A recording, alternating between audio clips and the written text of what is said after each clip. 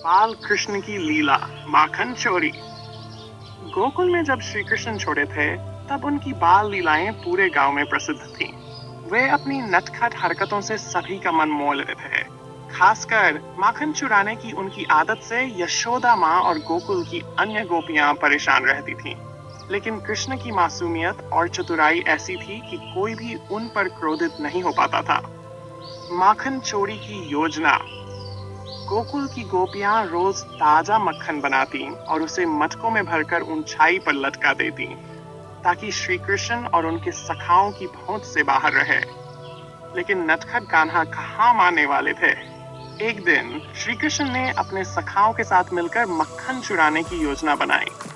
रात को जब सभी सो रहे थे तब कृष्ण अपने मित्रों के साथ गोपियों के घर की ओर चल दिए। उन्होंने पहले से ही तय कर लिया था कि वे कैसे ऊंचे मटकों तक पहुंचेंगे। माखन की चोरी। श्री कृष्ण ने अपने दोस्तों से कहा, हम सब एक के ऊपर एक चढ़ेंगे और मैं सबसे ऊपर जाकर मटका फोड़ दूंगा।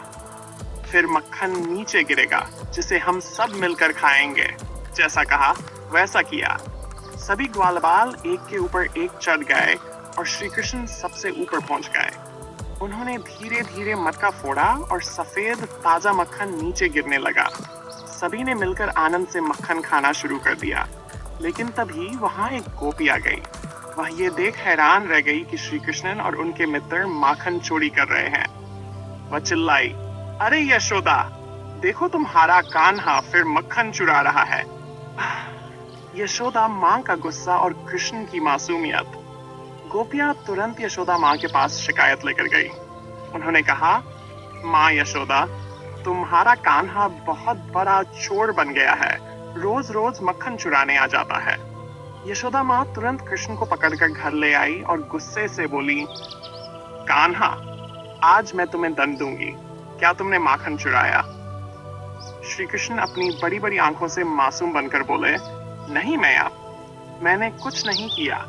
लेकिन उनके होंठों पर मक्खन लगा था जिससे उनकी चोरी पकड़ी गई। यशोदा माँ ने उन्हें उखल से बांधने की कोशिश की, लेकिन कान्हा तो साक्षात भगवान थे। जब भी यशोदा माँ रस्सी बांधती वह छोटी पड़ जाती। अंत में जब माँ ने पूरी भक्ति और प्रेम से प्रयास किया तब रस्सी बंधी। गोकुल वासियों का प्रेम। गोपियां और ग्वालबाल ये दृश्य देखकर हंसने लगे। वे जानते थे कि कान्हा का प्रेम सबको जीत लेता है।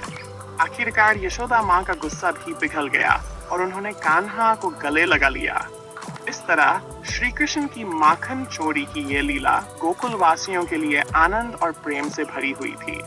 उनकी हर शरारत में भक्ति और प्रेम का संदेश छिपा होता था, जिससे वे अपने भक्तों के हृदय में सदा के लिए बस गए।